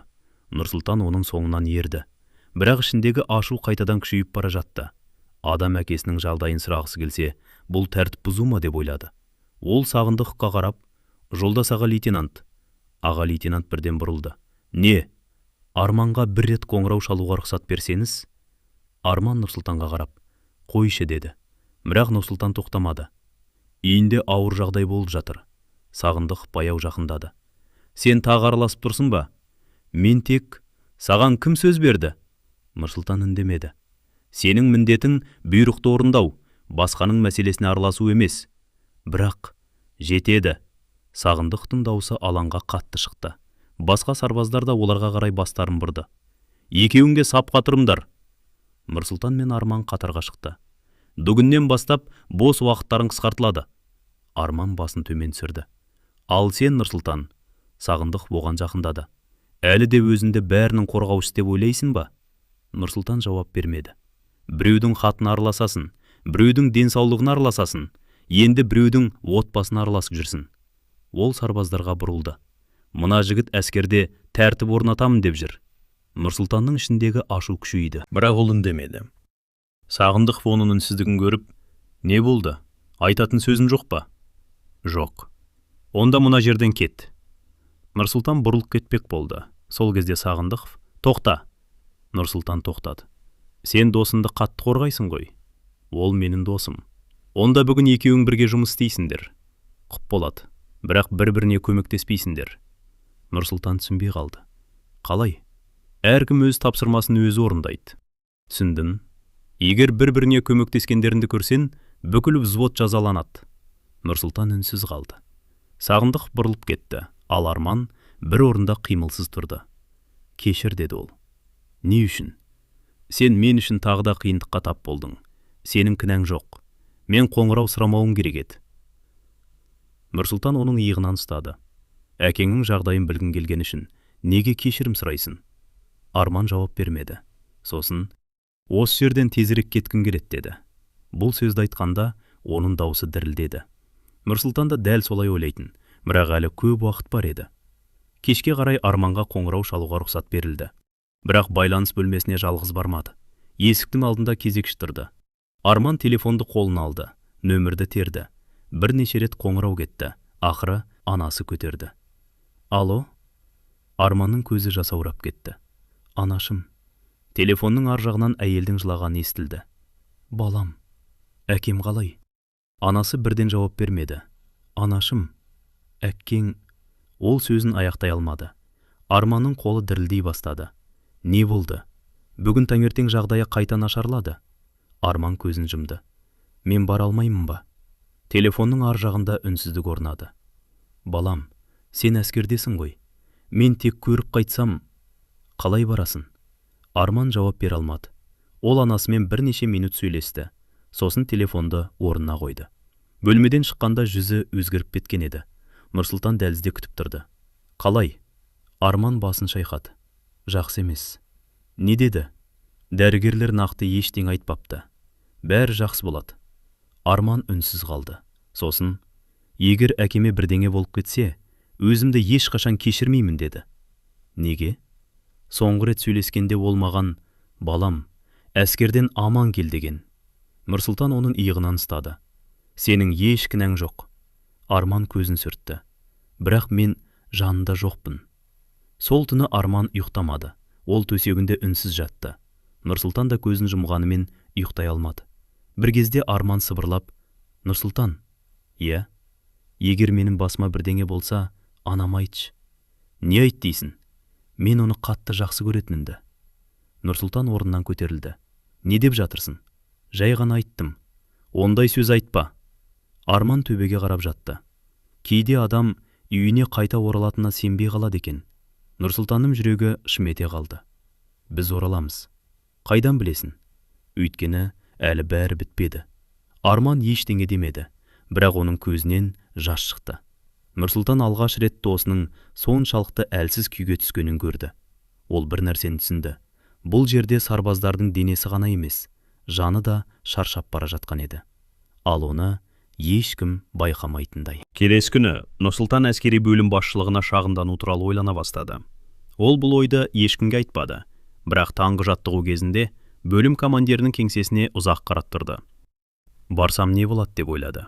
Бәрін айтсам ше? Аға лейтенанттың сарбаздарды қорлайтынын, Арманға қоңырау шалуға кедергі жасағанын, Дәуреннің жарақат алғанын, анасының хатын жыртып тастағанын. Бәрін айтса, мүмкін бір нәрсе өзгерер, бірақ кейін бәрі оның үстіне түссе ше? Сағындықов кімнің шағымданғанын біліп қойса ше? Ал басқа сарбаздардан кек алса ше? Ол ұзақ ойланды, сосын Арманға қарады. Досы сапта үнсіз түреді, жүзі бұрынғыдан да жүдеу. Сол сәтте Нұрсұлтан шешім қабылдады. Ол үнсіз отыра бермейді, бірақ жалғыз бармайды. Алдымен басқа сарбаздармен сөйлеседі. Егер бәрі бірге айтса, ешкім бір адамды ғана кінәлай алмайды. Сол күні кешке Нұрсұлтан бірнеше жігітті казарманың бір шетіне жинады. Арман келді, Дәурен де келді. Тағы 3 сарбаз үнсіз тұрды. Нұрсұлтан бәріне қарап, біз осылай жүре береміз бе деді. Ешкім жауап бермеді. Егер бәріміз бірге айтсақ, бізді тыңдауы мүмкін. Дәурен басын шайқады. Кімге айтамыз? Бөлім командиріне. Ол Сағындықовқа айтып береді. Неге олай дейсің? Өйткені олар бірге жұмыс істейді. Нұрсұлтан үнсіз қалды. Арман, егер шағымдансақ, бізді басқа жаққа ауыстыра ма? Деді. Білмеймін. Ал Сағындықов біліп қойса ше? Ешкім жауап бере алмады. Себебі бәрінің қорқынышы бір еді. Олар әділетсіздіктен емес, әділетсіздікке қарсы сөйлегеннен қорқатын. Бір сәттен кейін жігіттердің бірі, мен араласпаймын деді. Неге? Үйде анам бар, егер бірдеңе болып кетсе. Ол сөзін аяқтай алмады. Тағы бір сарбаз, менің әскерде қалатын уақытым аз, шыдап жүре берем деді. Біртіндеп бәрі кетіп қалды. Соңында Нұрсұлтан мен Арман ғана қалды. Көрдің бе деді Арман. Не? Ешкім ештеңе айтпайды. Нұрсұлтан қабырғаға сүйенді. Онда мен жалғыз айтам. Арман оның алдына келді. Жоқ. Неге? Өйткені сенің жағдайың онсыз да қиын. Мен бұлай жүре алмаймын. Ал егер олар саған сенбесе ше? Нұрсұлтан жауап бермеді. Егер Сағындықов біліп қойса, сені күнде қорлайды. Қазір де қорлап жүр. Бұдан да жаман болуы мүмкін. Бұл сөз Нұрсұлтанды ойландырды. Бірақ ол шешімнен қайтпады. біреу айтуы керек. Арман оның көзіне қарады. Онда мен де барам. Нұрсұлтан басын шайқады. Жоқ, әкеңнің жағдайы онсыз да ауыр. Мен қорқып қалсам, кейін өзімді сыйламайым. Екеуі үнсіз қалды. Сол түні Нұрсұлтан алғаш рет ертең не істейтінін анық білді. Ол бөлім командиріне барады, бәрін айтады. Қандай жағдай болса да үнсіз қалмайды. Бірақ олардың бұл әңгімесін сырттан біреу естіп тұрғанын, ал сол сөздер келесі күні Сағындықовқа жететінін Нұрсұлтан мен Арман ол кезде білмейтін. Ал аға лейтенант олардың шағымдануға дайындалып жүргенін естігенде Нұрсұлтанға бұрынғыдан да қатал жаза дайындады. Бұл жолы ол Нұрсұлтанның сабырын ғана емес, оның намысын да соңына дейін сынамақ еді. Таң әлі атпаған. Казарма іші тып-тыныш еді. Бірақ Нұрсұлтан мен Арман ұйықтамаған. Екеуі кеше қабылдаған шешімді ойлап жатты. Бүгін олар бөлім командиріне барып, Сағындықовтың сарбаздарға көрсетіп берген қорлығы туралы айтпақ. Қорқып жатырмын, деді Арман сыбырлап. Мен де, деді Нұрсұлтан. Онда неге барамыз? Өйткені бұлай жалғаса беруге болмайды. Таңғы сапқаға шыққанда Сағындықовтың оларды күтіп тұрғанын көрді. Офицер сапты бір шолып өтті де Нұрсұлтанға тоқтады. Бөлім командиріне бармақ болып жүрсің бе? Нұрсұлтанның жүрегі шімете қалды. Олардың жоспарын біреу жеткізген. Иә, деді ол жасырмай. Сағындықов саптың алдына шығып, айтар сөзің болса қазір айт, деді. Нұрсұлтан біраз үнсіз тұрды. Сосын, сарбаздарды көпшіліктің көзінше қорлайсыз. Бір адамның қатесі үшін бәрін жазалайсыз. Бұл тәртіп емес, деді. Сабышы тып-тыныш болып қалды. Сағындықов Нұрсұлтанға жақындады. Демек, мені үйретпек болдың ба? Мен тек шындықты айттым. Сен әлде анаңның хаты үшін ренжіп жүрсің бе? Ол менің анамның хаты еді. Әскерге келген соң әлі анаңды ойлап жүрсің бе? Осы сөз Нұрсұлтанға қатты тиді. Бірақ ол үндемеді. Сағындықов оның иығынан итеріп жіберді. Сен өзімді батыр сезінесің бе? Жоқ. Онда орныңды біл. Сосын Арманға бұрылды. Сен де досыңмен бірге шағымданбақ болдың. Бүгін екеуің ерекше жаттығу жасайсыңдар. Күн бойы оларды тоқтаусыз жүгіртті. Арманның жағдайы нашарлап, аяғы дірілдей бастады. Нұрсұлтан оны ұстап қалды. Оны дәрігерге апару керек, деді ол. Қолыңды тарт, деп айқайлады Сағындықов. Ол құлап бара жатыр. Бұйрықты орында. Нұрсұлтан аға лейтенантқа тіке қарады. Мен досымды тастап кете алмаймын. Сағындықов оны жағасынан ұстап, маған қарсы шықтың ба, деді. Нұрсұлтан тісін қысты. Бір сәтке өзін ұстай алмай қалатындай болды. Бірақ әкесінің сөзі есіне түсті. Қандай жағдай болса да сабыр сақта. Ол қолын сүрді. Жоқ, деді баяу. Мен тек адамға көмектестім. Сағындықов жағасын жіберді. Бір күні осы ашуың өзіме қасірет әкеледі, деді. Сол күні Нұрсұлтан алғаш рет өзінің сабыры таусылып бара жатқанын анық сезді. Бірақ ол әлі де өзін ұстап қалды. Әзірге. Келесі күні түске таман Арманды байланыс бөліміне шақырды. Ол телефоннан сөйлесіп шыққанда жүзі аппақ болып кеткен еді. Нұрсұлтан бірден қасына барды. Не болды? Арман жауап бермеді. Біраздан кейін ғана әкем қайтыс болыпты, деді. Нұрсұлтан не айтарын білмей қалды. Арман қабырғаға сүйеніп, бетін қолымен басты. Кеше ғана дауысын естідім. Аман кел балам, деді. Оның дауысы үзіліп кетті. Нұрсұлтан досының иығынан құшақтады. Сабыр ет, Арман. Мен әкеммен қоштаса да алмадым. Сол сәтте Сағындық дәлізден көрінді. Не болып жатыр? Арман басын көтерді. Әкем қайтыс болды, жолдас аға лейтенант. Сағындық бір сәт үнсіз тұрды. Қайғылы жағдай екен. Арман үміттене қарады. Үйге барып жерлеуге қатысуыма рұқсат бере аласыз ба? Бұл мәселені басшылық шешеді. Өтінемін. Мен жалғыз ұлымын. Мен саған не дедім? Мен тек әскери қызметті тастап кете алмайсың. Арманның көзіне жас келді. Әкеннің соңғы сапарына қатысуым керек. Сағындықтың дауысы қатайып кетті. Өзімді қолға ал, сен сарбазсың. Нұрсұлтан шыдай алмады. Адам әкесінен айырылып тұр. Аздап түсіністік танытуға болмай ма? Сағындық оған бұрылды. Сен тағы араластың да? Мен тек сенің пікіріңді сұраған жоқпын. Нұрсұлтан үндемеді.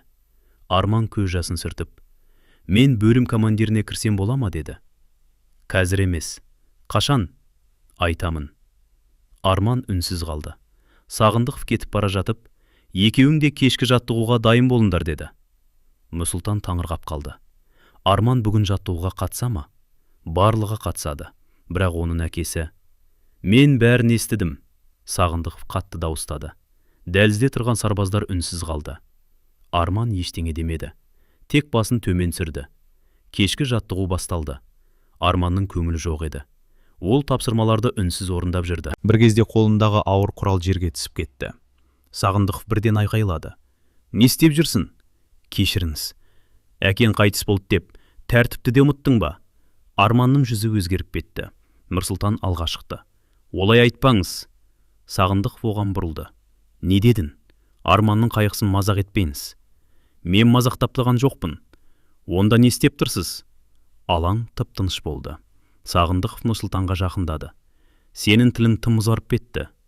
«Мен шындықты айтып тұрмын». «Шындық дейсің бе?» Ол Нұрсұлтанның кеудесінен икеріп жіберді. Нұрсұлтан артқа шегінді. «Арман». «Нұрсұлтан, қойш» деді. Бірақ Нұрсұлтан бұл жолы үндемеді. Ол Сағындықовқа тіке қарады. «Біреудің қайғысын қорлау тәртіп емес». Сағындықов ашуланып: «Екеуіңге алаңнан кетпейсіңдер» деді. Сол түні Арман мен Нұрсұлтан ұзақ уақыт жаттығу жасады. Арманның шамасы қалмады. Бір кезде ол жерге отырып қалды. «Тұра алмаймын» деді. Нұрсұлтан қасына отырды.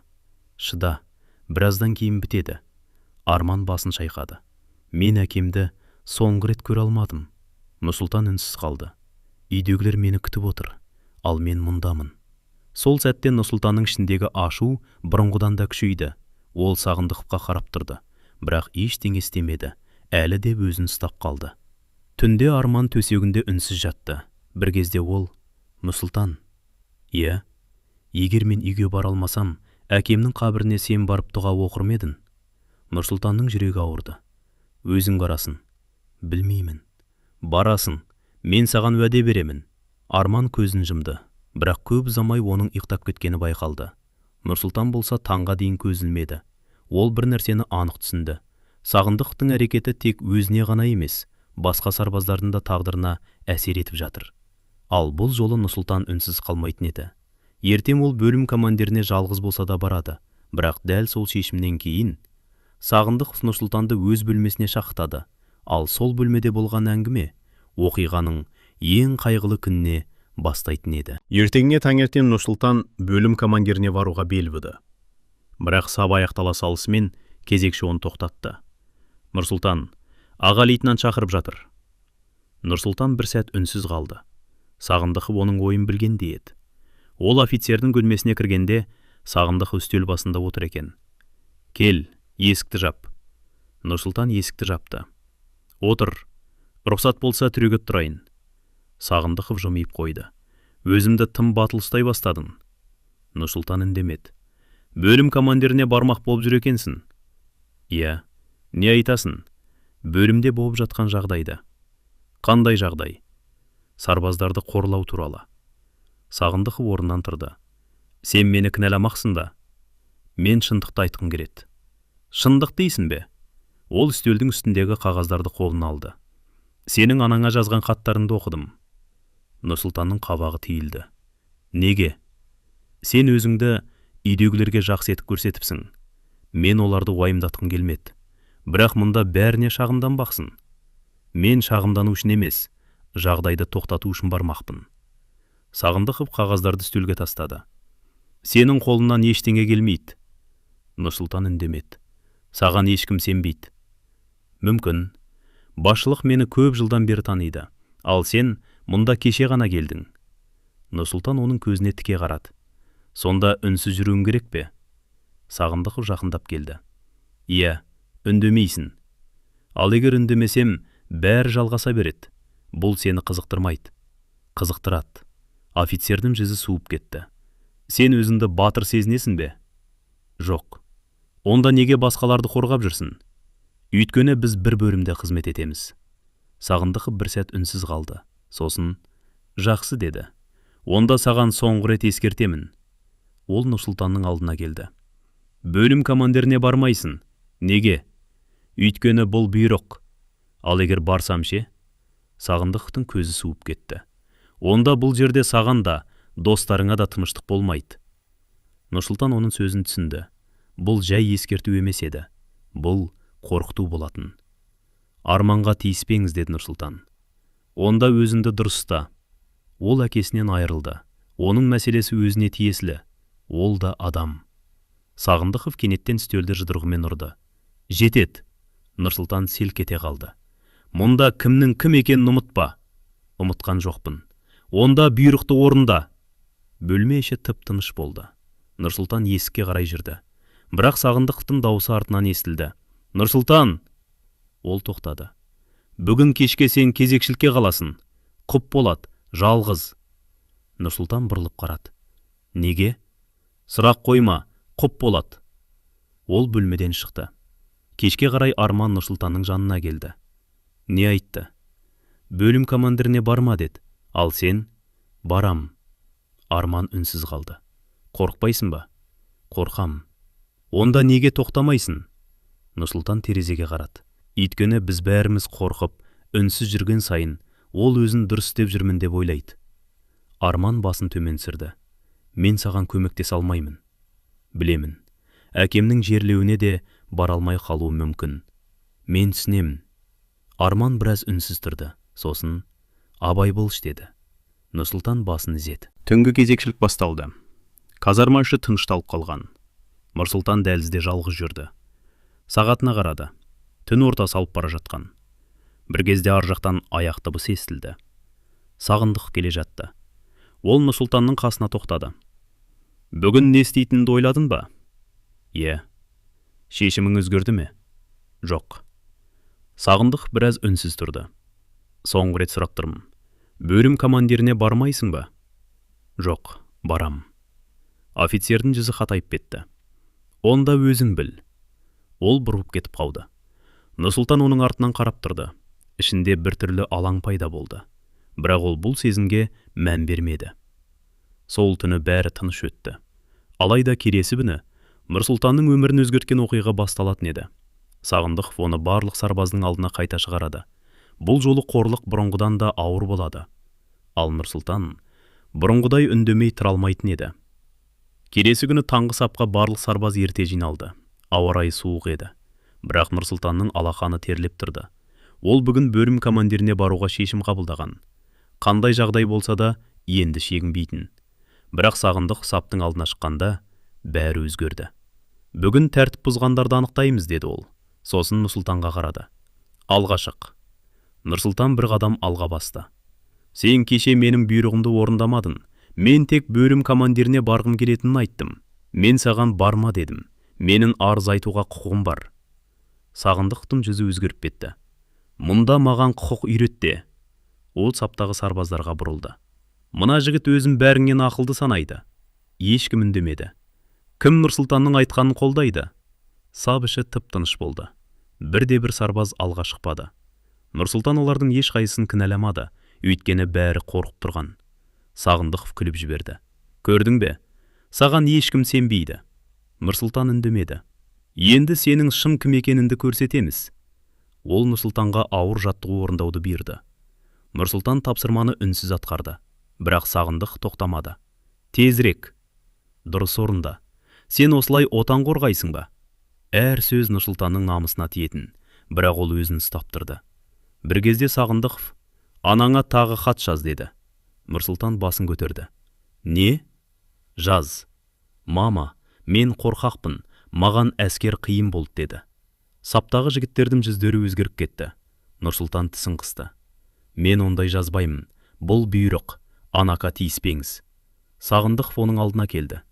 Сенің анаң сені әлі бала деп ойлайтын шығар. Анам туралы айтпаңыз. Неге? Анаң келіп сені қорғай ма? Осы сәтте Нұрсұлтанның ішінде бір нәрсе үзіліп кеткендей болды. Бірақ ол әлі де үндемеді. Сағындықов оның иығынан қатты итеріп жіберді. Нұрсұлтан жерге құлап түсті. Алаң тып-тыныш болып қалды. Тұр, деді Сағындықов. Нұрсұлтан орнынан тұрды. Қайта отыр. Ол қайта отырды. Тұр, Нұрсұлтан тағы тұрды. Бұл бірнеше рет қайталанды. Сарбаздардың ешқайсысы көзін көтере алмады. Арман ғана Нұрсұлтанға қарап тұрды. Оның көзі жасқа толған. Бір кезде Арман шыдай алмай, жетеді, деді. Барлығы оған қарады. Сағындық баяу. Әкең қайтыс болды деп саған бәрі рұқсат па? Арманның жүзі сұрланып кетті. Әкемді араластырмаңыз. Не істейсің? Арман үндемеді. Сағындықов оны итеріп жіберді. Арман жерге құлады. Нұрсұлтан бірден оған қарай ұмтылды. Тоқтаңыз. Ол Арманды тұрғызды. Сағындықов Нұрсұлтанның қолынан ұстап: Сен маған қарсы шықтың. Оған тиіспеңіз. Қолымды тарт. Нұрсұлтан қолын босатты. Бірақ ашуы басылмады. Бұл тәртіп емес, деді ол. Сен маған баға беретін кімсің? Біз де адамбыз. Бұл сөз алаңда жаңғырық қалды. Сағындықов Нұрсұлтанның жағасынан ұстап, өзіне қарай тартты. Сен бүгін бөлім командиріне бармайсың. Барамын. Бармайсың. Барамын. Екеуі бір-біріне тіке қарап қалды. Сол сәтте Сағындықов Нұрсұлтанды қатты итеріп жіберді. Нұрсұлтан тепе-теңдігін жоғалтып, жерге құлады. Қолындағы ескі сағаты жерге түсіп кетті. Бұл әкесінің әскерге аттанарда берген сағат еді. Сағындықов оны аяғымен басып қалды. Сағаттың әйнегі сынып кетті. Нұрсұлтан жерген сағатқа қарады. Сол сәтте оның жүрегінде жиналған ашу қайта көтерілді. Бірақ ол ештеңе істемеді. Сағатты үнсіз қолына алды. Сынған әйнек алақанын тіліп кетті. Қан тамшылады. Арман оның жанына келді. Нұрсұлтан, қойшы, сабыр ет. Нұрсұлтан қолындағы сағатқа қарап тұрды. Әкесінің қандай жағдай болса да сабыр сақта деген сөзі есіне түсті. Бірақ дәл сол кезде ол бұрынғыдай сабырлы бола алмады. Ішінде бір ғана ой қалды. Бұл тоқтауы керек. Сағындықов оған қарап: Кешке менің бөлмеме келесің, деді. Не үшін? Саған соңғы рет тәртіп үйретемін. Ол бұрылып кетіп қалды. Нұрсұлтан орнында үнсіз тұрды. Алақанынан қан тамып тұр. Қолында сынған сағат. Ал жүрегінде бұрын соңды болмаған ауыр ашу. Ол әлде не боларын білмейтін. Бірақ кешке Сағындықовтың бөлмесіне кіргенде, сол жерден бұрынғы Нұрсұлтан болып шықпайтынын сезгендей еді.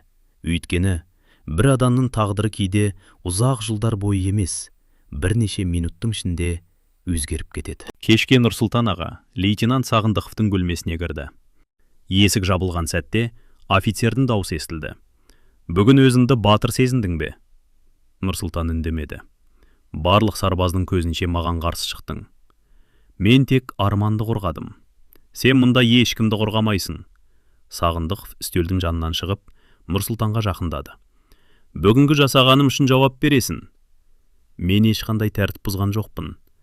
Маған қарсы сөйледің. Өйткені сіз шектен шықтыңыз. Бұл сөз аға лейтенанттың ашуын келтірді. Ол Нұрсұлтанды итеріп жіберді. Сөздеріңді бақыла. Нұрсұлтан орнынан тұрып: Менің анамды, әкемді, достарымды араластырмаңыз, деді. Маған шарт қоясың ба? Мен тек адамша сөйлесуді сұрап тұрмын. Сағындықов оның жағасынан ұстап, қабырғаға қарай итерді. Сен әлде ештеңе түсінбедің. Нұрсұлтан оның қолын жібермек болды, бірақ Сағындықов қыса түсті. Сол сәтте Нұрсұлтанның көз алдына бәрі елестеп кетті. Анасының жыртылған хаты, Арманның әкесінің қайтыс болғанын естігендегі көз жасы, Дәуреннің жараланған жүзі, саптың алдында көрген қорлығы, әкесінің сынған сағаты. Бәрі бір сәтте есіне түсті. Жіберіңіз, деді Нұрсұлтан. Сағындықов қолын босатпады. Не істейсің? Осы сөзден кейін Нұрсұлтан өзін ұстай алмады. Ол аға лейтенантты өзінен итеріп жібермек болды. Бірақ екеуі арпалысып кетті. Сағындық Нұрсұлтанды қайтадан қабырғаға қысты. Нұрсұлтан оның қолынан босануға тырысты. Ашу мен қорқыныш араласқан сол бір сәтте ол екі қолмен аға лейтенанттың мойнынан ұстап қалды. Жіберіңіз, деді тағы да. Бірақ бұл жолы даусын өзі де естімегендей болды. Сағындықов бұлқынуға тырысты. Нұрсұлтанның көзін ашу басып кеткен. Ол қанша уақыт өткенін білмеді. Бірнеше секунд па, бір минут па, белгісіз. Кенет бөлмеші тым-тырыс болып қалды. Нұрсұлтан қолын босатты. Аға лейтенант жерге құлап түсті. Тұрмыз. Жауап болмады. Нұрсұлтан еңкейіп оның иығынан ұстады. Жолда аға лейтенант. Үнсіздік. Ол офицердің бетін көргенде жүрегі суып кетті. Тұрмысшы. Тағы да жауап жоқ. Нұрсұлтан есікке қарай жүгірді. Көмектесіңдер. Дәлізге сарбаздар мен кезекші жиналды. Бірнеше минуттан кейін дәрігер келді. Нұрсұлтан қабырғаға сүйеніп тұрды. Қолдары дірілдеп кеткен. Ол әлі не болғанын толық түсінбеді. Дәрігер аға лейтенантты тексерді. Біраздан кейін басын төмен түсірді. Сол сәтте Нұрсұлтан бәрін түсінді. Ол Сағындықовты өлтіріп қойған еді. Жоқ, деді ол сыбырлап. Аяқ әлсіреп жерге отырып қалды. Мен оны өлтіргім келген жоқ. Бірақ оның сөзін ешкім естімегендей болды. Бірнеше минуттан кейін әскери тергеушілер келді. Нұрсұлтанның қолына кісен салынды. Ол дәлізбен өтіп бара жатып Арманды көрді. Арманның көзі жасқа толған. Нұрсұлтан тоқтады. Мен оны өлтіргім келген жоқ деді. Арман ештеңе айта алмады. Нұрсұлтанды сыртқа алып шықты. Ол әскери бөлімге келгенде қолында Арман бар еді. Ал бүгін сол бөлімнен қолына кісен салынып шығып бара жатты. Бір сәттік ашу бір адамның өмірін қиды. Ал Нұрсұлтанның өз өмірін де мүлде басқа арнаға бұрды. Әскерге 1 жылға келген жігіт енді түрмеге бара жатқан еді. Нұрсұлтанды әскери бөлімнен бірден тергеу изоляторына алып кетті. Алғашқы күндері ол болған жағдайға сене алмады. Көзін жұмса, Сағындықтың жерде қимылсыз жатқанын көретін. Мен оны өлтіргім келген жоқ, деп қайталай беретін. Бірақ тергеу ұзаққа созылды. Сарбаздардан жауап алынды. Кейбірі Сағындықтың қаталдығын айтты. Алайда көпшілігі ашық сөйлеуге қорықты. Нұрсұлтанның бұрынғы тәртібі, көрген қорлығы ескерілгенімен, адам өлімі үшін жауапкершілік ауыр еді. Бірнеше айдан кейін сот күні белгіленді. Сот залына Нұрсұлтанды қолына кісен салынып алып келді. Есіктен кіргенде анасы күләшті көрді. Анасы бірден орнынан тұрып, «Балам», деп жылап жіберді. Нұрсұлтанның көзіне жас келді. «Анашым». Бірақ күзетшілер оны тоқтатты. Анасы баласына жақындай алмады. Сот басталды.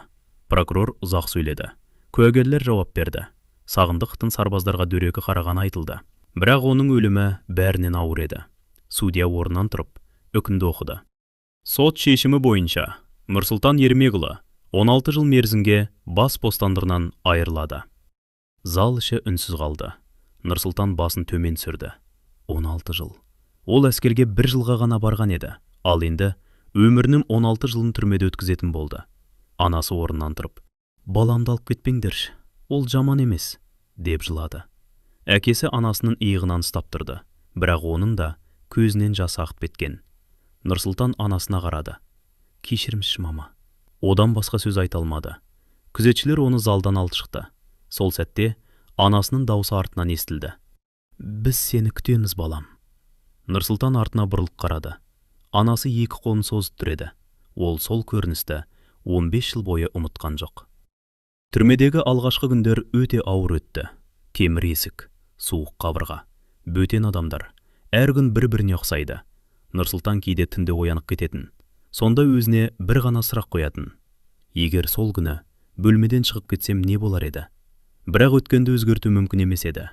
Ол түрмеде жұмыс істеді, кітап оқыды. Ешкіммен жанжалдаспауға тырысты. Өйткені енді бір сәттік ашудың бүкіл өмірді өзгерте алатынын жақсы білетін. Жылдар өте берді. Үйден хаттар келіп тұрды. Қарындастары оқуды бітірді. Бірі тұрмысқа шықты. Екіншісі жұмысқа орналасты. Інісі ер жетіп отбасын құрды.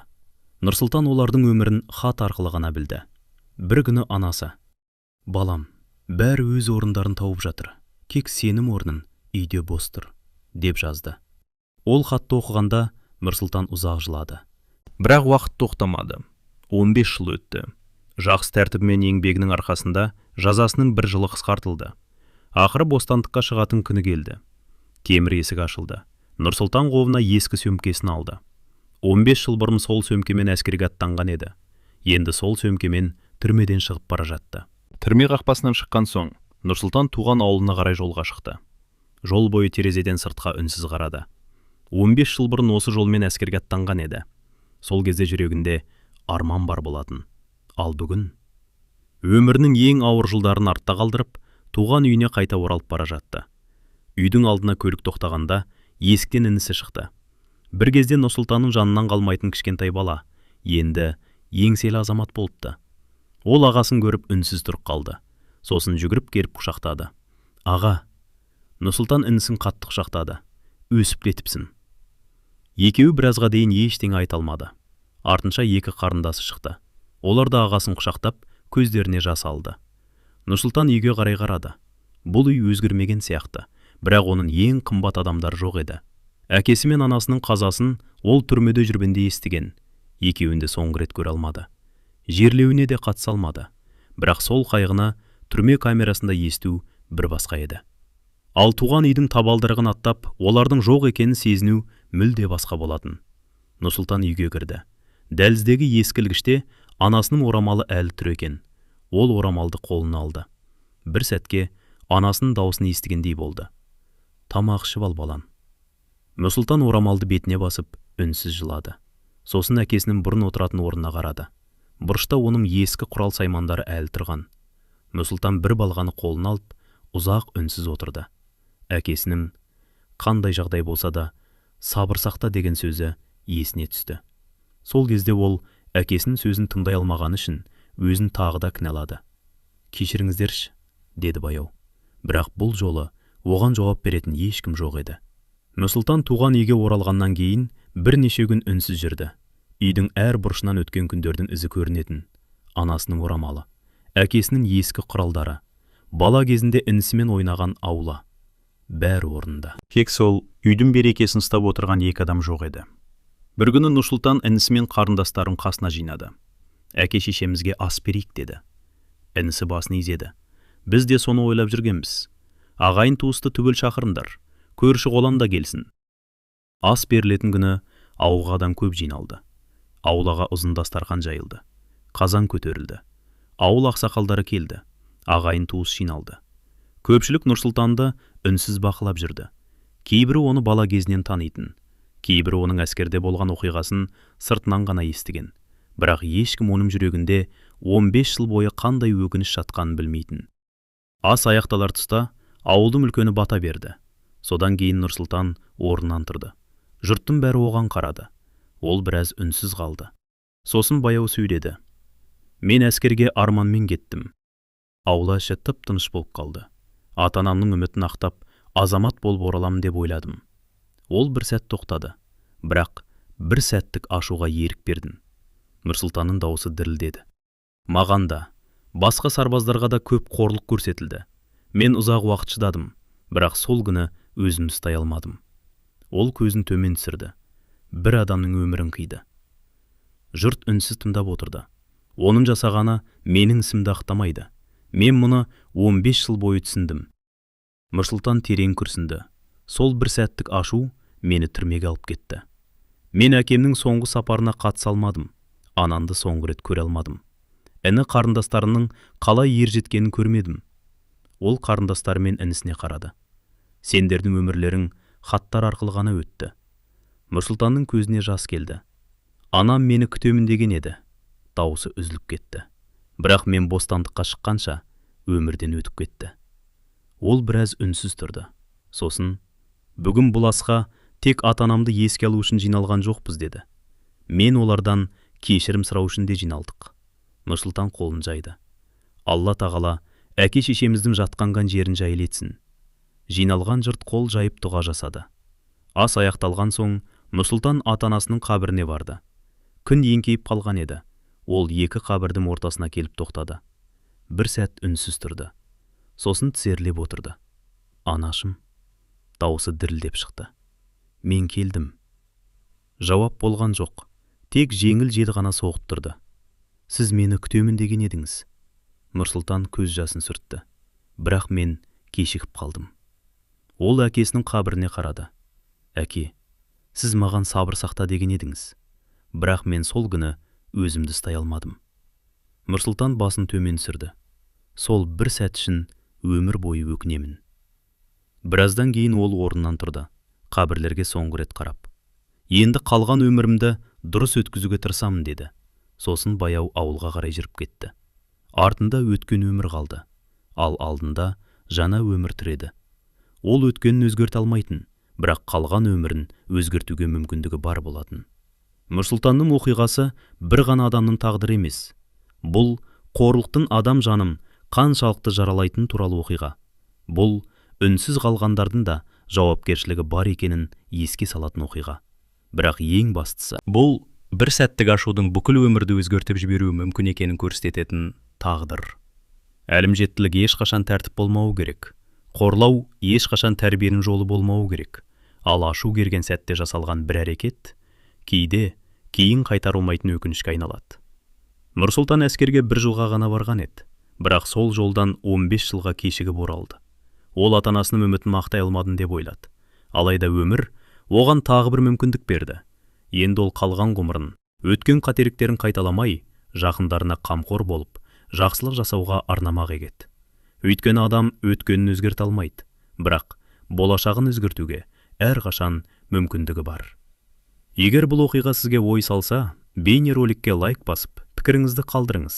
Осындай өмірден алынған тағдырлы әрі тәрбиелік мәні бар оқиғаларды жіберіп алмау үшін арнамызға жазылуды ұмытпаңыз.